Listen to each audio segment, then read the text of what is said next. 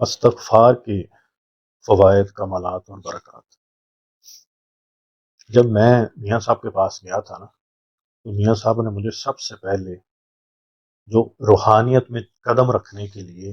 جو چیز عنایت فرمائی وہ استغفار ہی تھا۔ تو مجھے فرمانے لگے کہ تم استغفار کرتے ہو؟ تو میں نے کہا جی میں کرتا ہوں۔ پوچھا کون سا کرتے ہو؟ تو میں نے بتایا، میں نے کہا جی میں فلاں استغفار کرتا ہوں۔ تو فرمانے لگے نہیں یہ نہیں کرنا، تو فرمانے لگے سلسلے کا کرنا ہے۔ تو جو سلسلے کا تھا، استغفر اللہ ربی من کل ذنب واتوب الیہ، تو فرمانے لگے سلسلے کا استغفار اس لیے کرنا ہے کیونکہ جو ہمارے سلسلے میں کڑی در کڑی جو بزرگ نبی کریم صلی اللہ علیہ وسلم تک جا کے ملتے ہیں، ان سب بزرگوں نے اس پہ ریاضت کی، اور اس ریاضت کی برکت پھر یہ جو استغفار کرتا ہے اس کو بھی ملتی ہے۔ یعنی جو اپنے سلسلے کا استغفار کرے گا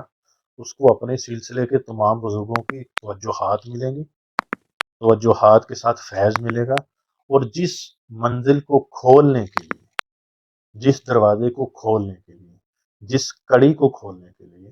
جس کھڑکی کو کھولنے کے لیے وہ استغفار کرنا چاہتا ہے، تو وہ اکیلا نہیں ہوگا، پھر اس کے بزرگوں کی توجہات بھی اس کے ساتھ ہوں۔ تو یہ ایک نقطہ بڑا یاد رکھنے والا ہے کہ جو طریقہ ذکر اذکار کا بزرگوں کی طرف سے ملتا ہے، اس کا فیض، اس کی توجہات اور اس کے کمالات اور اس کے برکات، وہ بندے کو بہت زیادہ ملتے ہیں، اور بندہ کم وقت میں زیادہ منازل طے کر سکتا ہے۔ اور استغفار کے بارے میں تو شیخ عبد القادر جیلانی رحمۃ اللہ علیہ نے فرمایا کہ اگر تیرے پاس استغفار ہے اور تو کہتا ہے کہ میرے مسئلے حل نہیں ہوتے، تو جھوٹا ہے، یعنی تو نے استغفار کیا ہی نہیں۔ تو جس کے پاس استغفار ہے اس کی کوئی منزل رکتی نہیں، وہ رزق کی ہو، وہ مسائل کی ہو،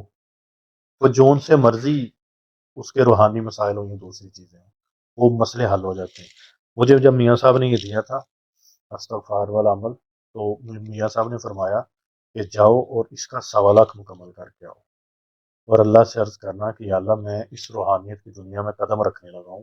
آپ اس روحانیت کی دنیا کو میرے لیے کھول دیجیے، میرے لیے آسان فرما دیں، اور جو غلطی کوتاہی مجھ سے ہوئی ہو اور جس کی وجہ سے میری روحانی ترقی نہ ہونی ہو،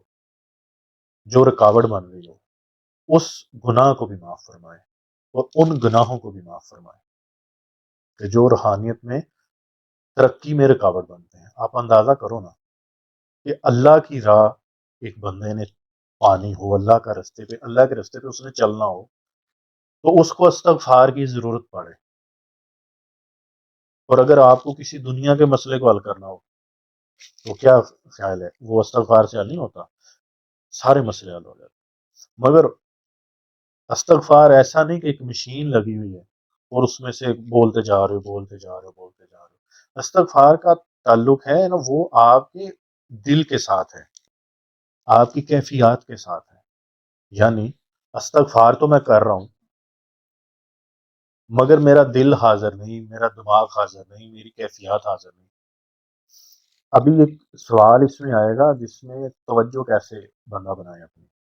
ٹھیک ہے، اس کا ایک آدھا آنسر میں ابھی دیتا ہوں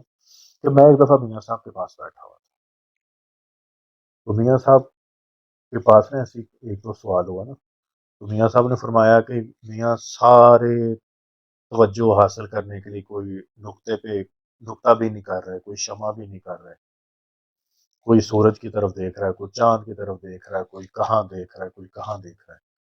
تو فرمانے لگے بیٹا دیکھنے سے نہیں ہوتا، جب تک تو اپنے خواص خمسہ یعنی پانچوں کے پانچوں خواص ایک نقطے پہ نہ لے آئے۔ سوچنے والی بات ہے اور بڑی کمال کی بات ہے۔ نماز کے اندر دائیں بائیں کیوں ہوتا ہے بندہ؟ خیالات اس کے آگے پیچھے کیوں جاتے ہیں؟ کیونکہ دماغ نماز میں صرف جسم حاضر ہے، آپ کے 5 جو خواص ہیں وہ حاضر ہی نہیں، وہ تو غیر حاضر ہے۔ ایک اصول یاد رکھو، نماز کے اندر جس کے پیر آگے تھوڑے سے آگے یا تھوڑے سے پیچھے ہوں، یا منہ پیروں کا اس طرف ہو، آپ 100% تجربہ کر لو، اس بندے نماز میں نہیں، اس کے خیالات کہیں اور ہیں۔ تو جو بندہ پورے کا پورا حاضر ہوتا ہے، اس کا جسم ٹھیک ہوگا، اس کے پیر رکھنے کے انداز ٹھیک ہوں گے، اس کا ہاتھ رکھنے کا انداز ٹھیک ہوگا، اور وہ نماز ایسے پڑھے گا کہ جیسے اس کے سر پہ پرندہ بیٹھا ہوا ہے۔ ٹھیک ہے؟ تو استغفار بھی ایسے ہی کرنا ہے، یعنی اپنے پانچوں کے پانچ جو خواص ہیں ان کو ایک نقطے پہ لے کے آؤ۔ یعنی اگر مثال کے طور پر اگر آپ استغفار کر رہے ہو تو تصور یہ کر لو آپ اللہ کے عرش کے نیچے بیٹھے ہوئے ہو، اور اس کی جو رحمت والی نگاہ ہے، اس کے جو رحمت کی پھوار ہے وہ آپ کے اوپر پڑ رہی ہے، آپ کے جسم کے اوپر پڑ رہی ہے، اور اس کو باقاعدہ محسوس کرنا آپ نے کہ استغفر اللہ ربی من کل ذنب واتوب الیہ، یہ دل پڑے آپ کا، یا بالکل ہلکا زبان سے پڑھو۔ اگر آپ ایک دفعہ اندازہ لگا لو نا میری یہ تسبیح جون سی ہے یہ مکمل ہو جائے گی 15 منٹ میں، تو پھر 15 سے 20 منٹ جون سی نے بغیر تسبیح کے شروع کر دو، اور اسی تصور کے ساتھ کرو۔ آپ کا تصور کے 20 منٹ یا تصور کے 15 منٹ، وہ توجہ والے 15 منٹ لوگوں کے ایک سال کی عبادت ریاضت سے بڑھ جائیں گے،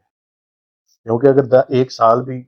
عبادت اور ریاضت اس طرح سے کی ہے، توجہ نہیں، دھیان نہیں، تو کوئی فائدہ ہی نہیں۔ اس کا مطلب میں وہی ہوا ہے کہ گنتی پوری ہوئی ہے، کام ٹھیک نہیں ہوا۔ تو اگر اس طریقے سے استغفار کرو گے کہ عرش الہی سے ایک نور، ایک روشنی کی شکل میں، ایک بیم کی شکل میں، یا پھوار نہیں پڑتی بارش کی، اس شکل میں آپ کے نا سر کے اوپر اور آپ کے پورے جسم کے اوپر گر رہی ہے، اور آپ کا دل جون سا یہ استغفار پڑھ رہا ہے، آپ کا جسم کا رواں رواں استغفار کر رہا ہے، آپ کے کان، آپ کے ہاتھ، آپ کے جسم کا ایک ایک عضو استغفار کر رہے ہیں، اور آپ سچے دل سے اللہ سے توبہ کر رہے ہیں۔ میں کہتا ہوں پہلے دن ہی، دوسرے دن، تیسرے دن بشارتیں ملنا شروع ہو جاتی ہیں، آپ کے کام بننا شروع ہو جاتے ہیں۔ میں 30,000 پہ تھا جب میں نے استغفار کیا، تو 30,000 پہ ایک دروازہ کھلا تھا استغفار کا۔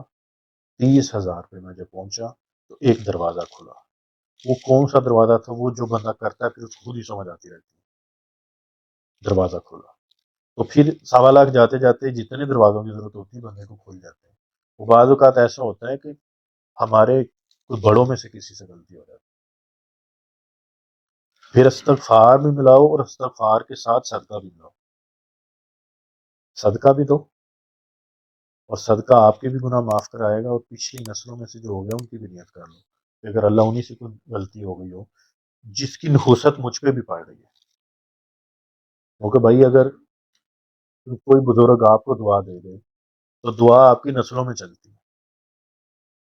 تو بھائی غلطی ہو جائے تو غلطی کی نحوست بھی تو پھر چلے گی، قانون ہے۔ تو اتنے بزرگ ہیں، بزرگوں کو کئی نسلوں کو دعا ملتی ہے، بھائی تیری اللہ تیری نسلوں میں یہ چلائے، تو وہ نسل در نسل چلتا ہے۔ میری آنکھوں کے سامنے ہے کچھ لوگ ایسے ہیں، کچھ خاندان ایسے ہیں کہ جن کی دعا چلی ان کی نسل میں آج تک چل رہی ہے۔ تو استغفار اس طریقے سے کرو، بے شک صبح شام ایک تسبیح کرو، مگر جب آپ کو 1.25 لاکھ کرنے کو دیا جائے تو اس کا کوئی مقصد ہوتا ہے، کیونکہ روحانیت میں چلنا ہے۔ تو جو روحانیت میں نہیں چلتے ان کو تو اجازت ہے وہ صبح شام ایک ایک تسبیح کریں، ولاخر 3 بار درود پاک، اور جو میرے سلسلے کا ہے استغفار وہ لازمی کریں، استغفر اللہ ربی من کل ذنب واتوب الیہ، تو یہ کریں، تو انشاءاللہ تعالی اس سے بڑے کمال کھلتے ہیں۔ رزق کا مسئلہ ہو، اولاد کا مسئلہ ہو، پریشانیاں ہوں، جیسی بھی، توجہ اور دھیان کے ساتھ یہ کرنا شروع کریں، تو انشاءاللہ تعالی سارے راستے کھل جائیں گے۔